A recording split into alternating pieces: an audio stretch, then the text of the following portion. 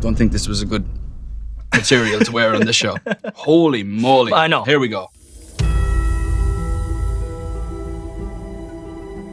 Hey, what's going on, everybody? For First We Feast, I'm Sean Evans, and you're watching Hot Ones. It's the show with hot questions and even hotter wings. And today we're joined by Niall Horan. You can catch him as a first-time coach on NBC's hit show The Voice, which returns for season 23, March 7th. And more exciting news, we have brand new music. The single, which is lovely, by the way, is called Heaven, as well as his newly announced album, The Show, which is set to drop on June 8th, but available for pre-order now. Niall Horan, welcome to the show. Thank you. It's great to be here. I'm very nervous, Sean. Well, I feel like this has been kind of years in the making, you know. Finally, we're pushed in the room together. What's going through your head as you prepare to take on the wings of death? Oh, well, I love watching the show. I'll let you know how I feel doing it. I'm a huge fan. I love what you've done. It's just a genius concept, and I've always wanted to do it. And everyone was like blown away when I told them that I was doing it. And I'm seeing it in front of me, and it's making me scared. People were walking around with gloves on, bringing in milk and water. I'm like, I've already started sweating. But let's go.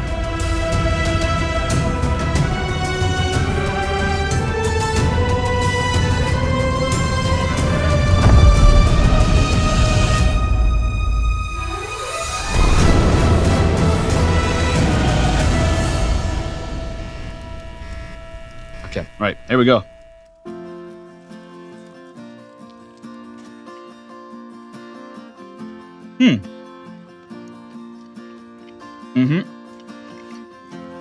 Classic.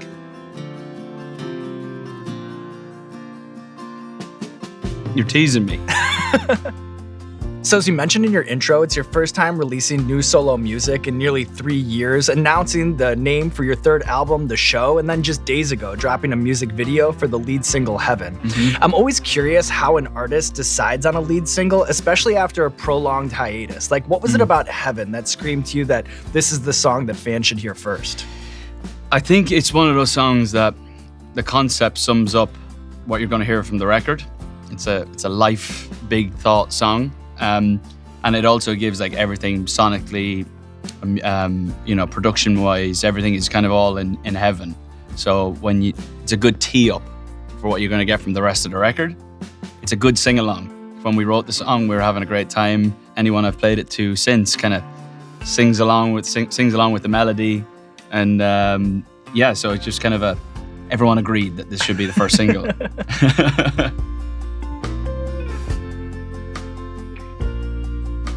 Right, let's do it. What's that flavor? Maybe you're picking up like the ranch. Could be just straight ranch that you're picking up. Yeah, it's got like a pickly. Oh yeah. Pickly flavor to it. Little pickle vibe to it, maybe. Yeah, I like that one. There we go. Do I get to keep all of these? Actually, you totally do. Do I? Yeah, we pack them all up for you and give them to you on your way out. Amazing. Right. I do tend to lean for a hot sauce with most dinners I have or lunches or whatever. Oh, okay, cool. But I don't want to be that guy. I've seen too many people come on here and be like, I'm going to nail this. And then they're crying, spitting into buckets. And But yeah, that one was nice. There we go. Your lead single, Heaven, it has these gear shifts that are so dynamic, so sublime within them. From a songwriting perspective, what's the key to an effective bridge, in your opinion? Ooh. Do you know what I've been doing a lot recently? Doing the pre again. doing the pre-chorus again. But yeah, bridges is just like, sometimes it's like a tension and release kind of thing. You've got a lot of information in verse, chorus, and then it's just a complete departure to get away to the bridge and give them some new information in the story. I'm always trying to find, if you can't find a good bridge, the trick is to go back to do the pre-chorus again. That's the hack. Yeah. If you can't get a good bridge and you get to a certain point at the end of the second chorus and you go for a new thing, new chords, new melody, and it doesn't work, get the old pre back up.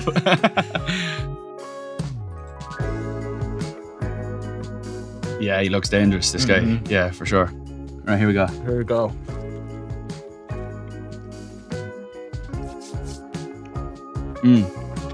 Tasty. It's got a kick. Yeah. It's got a little after kick. Yeah, exactly. I think sometimes these sauces, they hear you compliment them and then Bang. they hit. Slap in the face. Slap in the face. That's what you get for underestimating me.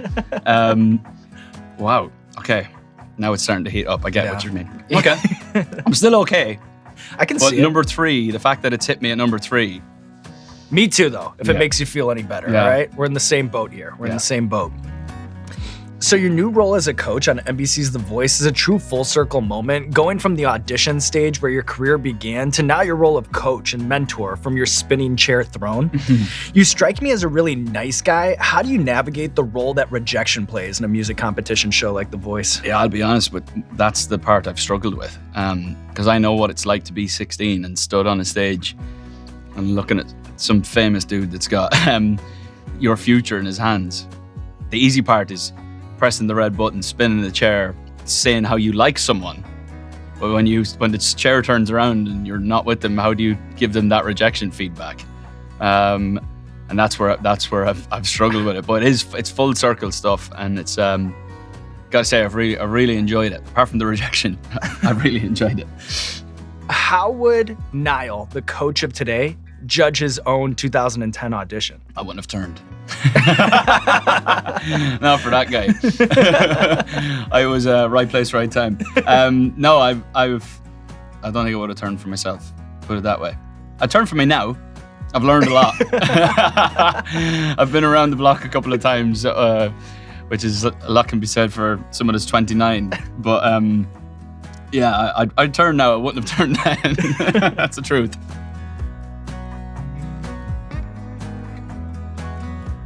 Okay, here we go.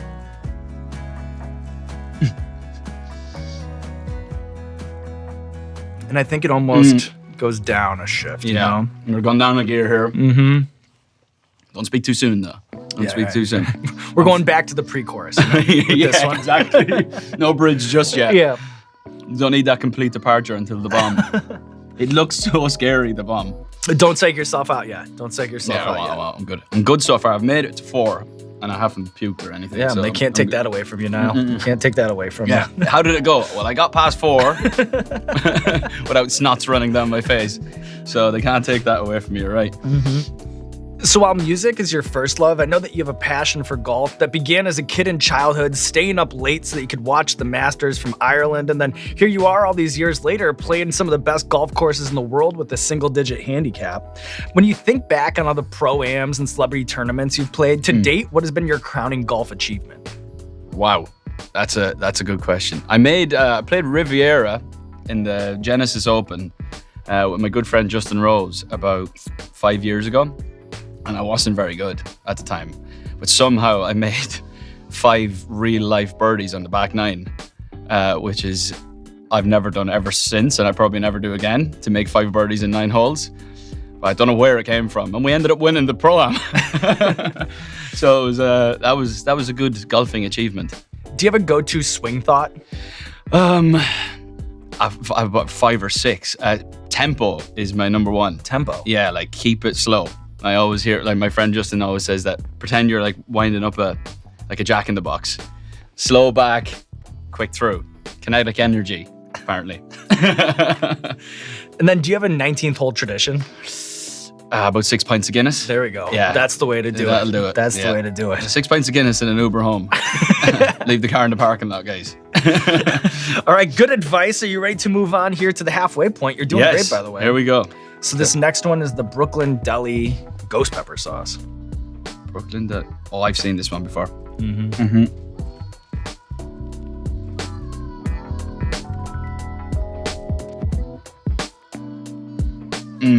I like that. Well, here it comes. Yeah. Slow burn. Leaves kind of a trail behind, you know? It's long too. It's not one of those quick, snappy. Oh, holy moly! I wasn't expecting that. All right, now we have a recurring segment on our show called Explain That Gram, where we do a deep dive on our guest Instagram, pull interesting pictures that need more context. Yep. So we'll pull the picture up over here on the monitor. You just tell us the bigger story. Right. There he is. What's the most Scottish thing about Lewis Capaldi, and what would he say is the most Irish thing about you? Everything is Scottish about Lewis. There's nothing else about him. He's the most Scottish man I've ever met. his ability to hold his accent, no matter where he goes, no matter who he's speaking to, and not give two flying Fs as to if they can understand him or not. That's the most Scottish thing ever. Well, I've kind of spent so much time in America that over the years I've realized maybe I should slow down, because they actually don't understand what I'm saying. Like, people will look at me with like I've got 10 heads. Lewis's ability to not care is his most Scottish thing, and I think he's actually talking faster to Americans to see how much he can annoy. First time myself and Lewis met Sean, we were in a bar, and like it was a club kind of vibe in LA. Yeah. And West Hollywood nightclub vibe. Yeah, through and through. I don't know why we were there, but we were there anyway. And Sean, you come over and to say hello, and I was tapped Lewis. I was like, Lewis, look who it is. And Lewis goes to you, I don't give a fuck what anyone says, man. This is the most starstruck I've ever been. And he was deadly serious. Oh, man, can I take your number? Yeah. I want to come on the show. He was cracking me up. He was like, well, two of us. I was like, this is sick. Cracking me up too, but you know what? It's nice to get that kind of a hero's welcome. Yeah. You're walking into a dark, cavernous nightclub like Yes, that, correct. you know? Yeah, where they're going around. It's all sorts going on in there. And then we see you, like, it's, we're both huge fans. Oh, Yeah, well, what a night. huge And you know fans. what? We've gotten you in here now. Now we just have to get Lewis. Yeah, now we come just on. have to get Lewis. Come on, Capaldi. It's easy. All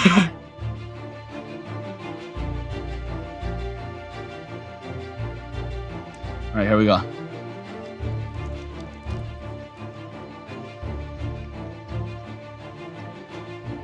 No afterburn. We're good. You think you're good? Yeah.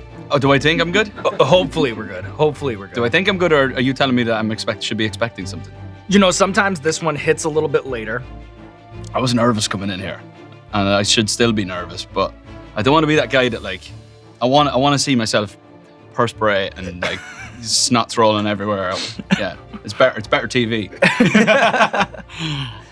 Do you have a most thrilling memory from the pitch reflecting back on your multiple Soccer Aid appearances? I remember one time I played a game at Old Trafford, Manchester United Stadium. The first time I ever played it. And I've got bad knees, so I was only going to play like 15, 20 minutes anyway. But I remember walking onto the pitch, and the first person that passed me the ball was Ronaldinho. And the second person that passed me the ball was Cafu, who was, and both of those guys had won a World Cup. And I'm just looking around the pitch, and it's just like legend, World Cup winner, Champions League winner, Premier League winner, and me with the skinny legs and the buckety knees. Soccer Aid is just like, it's the best. It's like our dream, and we get to play with legends like that. It's such a cool thing. I can't stop staring at the bomb. Right. I just can't. It telltale hearts you a little bit. Right. Yeah. All right. I haven't touched the milk yet. I've noticed that. Yeah. I've noticed that, by the way. Clock that. All right. Are you ready to move on here to sauce number 7? I guess I am. So this next one, Dreams of Calypso. Okay.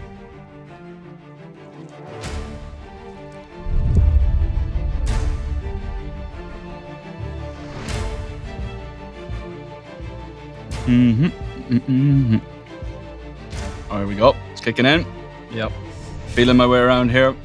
I'm afraid to like go and get the little bits in case they're spicy. Right. Yeah. Unless like it activates something. Yeah. Kick something loose. All right. Oh, that's got a little bit of Yeah. a kick. That's a prolonged one. It took a while to get there, and then it just goes boom. Exactly. We have a little bit of like a cumulative effect, I think, you know? So Yeah, I feel like after what are we on, 7? we're just layering one onto the next over here, you know? Mm-hmm. So I've heard you talk about the influence that the 70s has on you, bands like the Eagles, Fleetwood Mac, but I'm curious, how much of your songwriting instincts do you simply attribute to growing up in Ireland and being steeped in such a rich tradition of words? Yeah, I've always kind of grown up on that, and grown up on Irish singer-songwriters like Damien Rice and things like that. So he's obviously played a big part in what I do. Excuse me. It's kicking in now. Excuse me. That's really rude, isn't it? But I'm sure you've Not seen, on this show. I'm sure you've seen Not a lot on this worse. show. Yeah, you have a real long leash over here. But how I naturally write would have a Celtic influence, and then lyrics, lead into that kind of storytelling that we are kind of known for. I'm no James Joyce, but you know. If you were to walk into a country pub and somebody gave you an acoustic guitar, is there a go-to song that you'd go to first to win the room over? Oh, that's a great question. But you can't go wrong with the Fields of Athenry. That's a big Irish kind of like, big Irish pub anthem. Anywhere that's heard in Ireland, it gets sung along to. Usually, when I go into a bar, unless they were handed it to me in the first drink or two, don't come near me after a few. Everyone's like, "Oh, sing us a song." I'm like, "No, I can't. I shouldn't because it'd be a disaster." And people have phones these days. Right. I don't want to be seen all over Breaks the internet. containment, yeah. Is there an Irish slang, maybe specifically County Westmeath, that you can't shake no matter how many spins around the world you take? That's such a good question. I need a second on that one. Oh God, go way out with that. What? Go way out with that. It's like, Go way out with that? Like if you said something that was like really shocking to me, I'd go, go way out with that. That's a lie. Go way out with that. Go on. Like I'm cheering you on. It's like go on. Well, on that topic, this next wing is to bomb beyond insanity. My message, Niall, go on. Go on. Oh, you did. You teed that one up very nicely. I can't believe. Look at the color of it compared to the rest of them. I mean, I'm trying to find my side. There's I've actually got the shakes. Right. I've been nervous about this for about 7 years.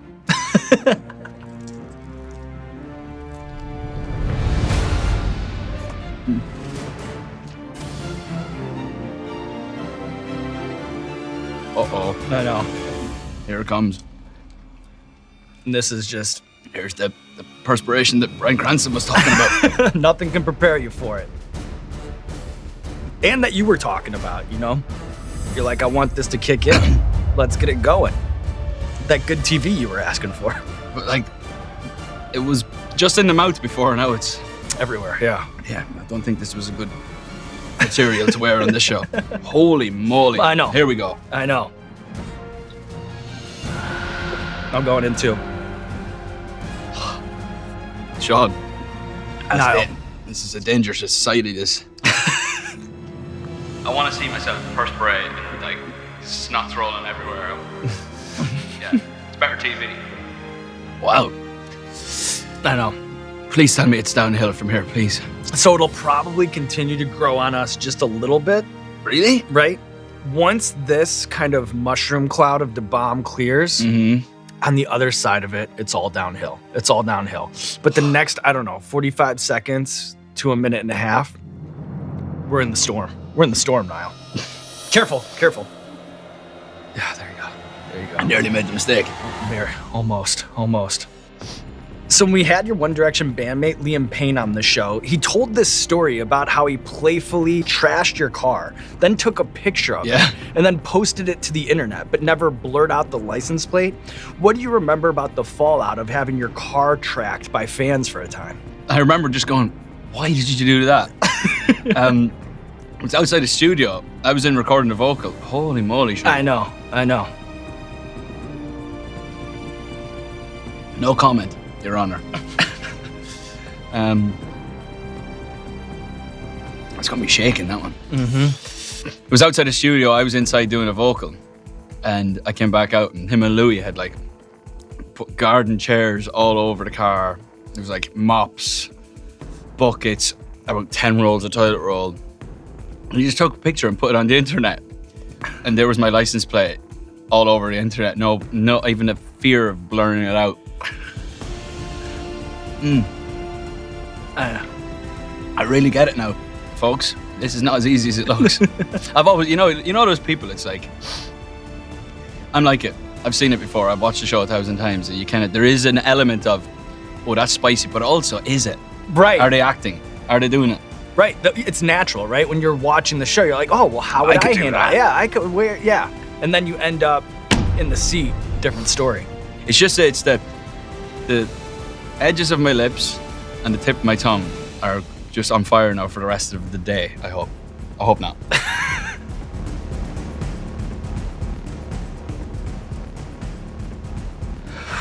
Okay, please say this is easy. Right. Yep. But No, nowhere near. not like the last one. It's just adding to what the bomb did. Yeah, sometimes Adding like to. it can kind of like wake the bomb up again, you know? Yeah, like, when the bomb starts to go to sleep. Undertaker in the coffin coming up. Taco Vibes comes in and goes, get it up. I've heard you gush about playing the kind of outdoor amphitheaters that you find in the United States. What makes a place like Red Rocks your favorite stage to perform on? Yeah, I love the amphitheaters. Nothing better than going on stage when the sun's setting, and on the last tour, we sold it out, and I was like blown away. One of the better nights of my life. You've got, all you can see is all these beautiful rocks and an ocean of people. Just a really, really, really cool experience. I enjoy the amphitheaters in general. You feel like you're on tour when you're playing the amphitheaters. All right, Niall. I made it.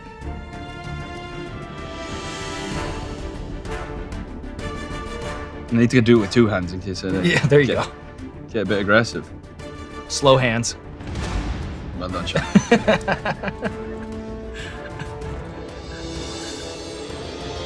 There you go. That's perfect. That's perfect. Yeah, happy with that? I'm happy with that.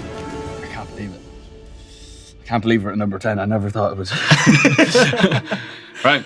Cheers. Cheers. Thanks for having me. Of course. Thanks for coming in. Body and the Wings. Long overdue. Whoa! I know. The dab Yeah. kind of fell off the wing and hit the back of my throat straight away. That happens. Oh, I've been there. I know. tell you what, that's not far off the bomb. Maybe it's because of the accumulation, but... And I think it might have been just the way in which it attacked you, you know? Plus, it was just a bullseye landing. You know? It was. Nothing fun about that. Nothing fun about that. But the worst is over. We're in the clear. And before we get to this final question, I have to give you some context, all right? So back in 2017, Liam said in his interview that you were his favorite person to grab a cheeky beer with, okay? And back in 2017, when that episode was being worked on by one of our editors, Mari, okay? She was pregnant at the time, thinking about baby names, lots of things bouncing around in her head, and no joke, just the way that he said cheeky beer with Niall, that's what inspired her to actually name her firstborn son Niall, all right? That kid, I thought you were going to say she was going to call the baby Cheeky Beer. also a good name. Also a good name. That baby, though, is now 4.5 years old, okay? And we're going to go to the monitor because Niall and Mari have a final Wing 10 question for you. That is crazy, by the way. So I want you to meet Niall. Oh my God. Hello. And he's cute like me. Favorite song is here. Can you tell him what your favorite song is?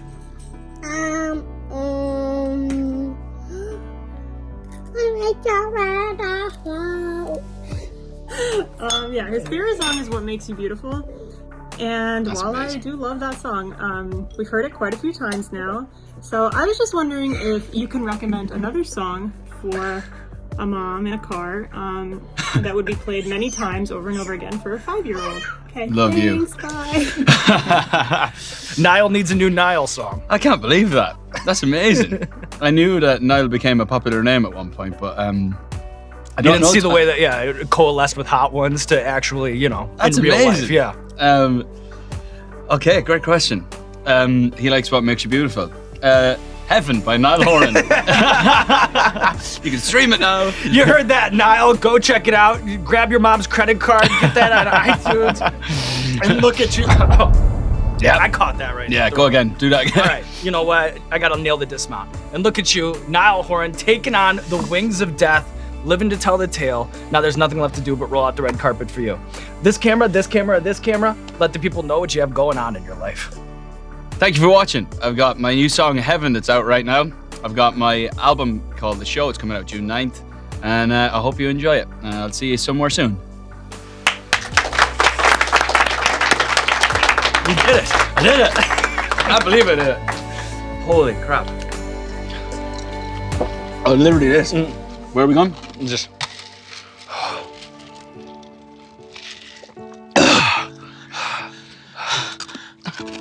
You know what's so good? I wasn't even looking at you, and I knew what to do because I've watched it that many times. Wow. Hot Ones fans, breaking news, the 3-in-1 Boneless Bites Challenge is back. For a limited time, you can put your taste buds to the test against some of our most iconic flavors. The classic, Los Calientes, and the peak of heat, Apollo.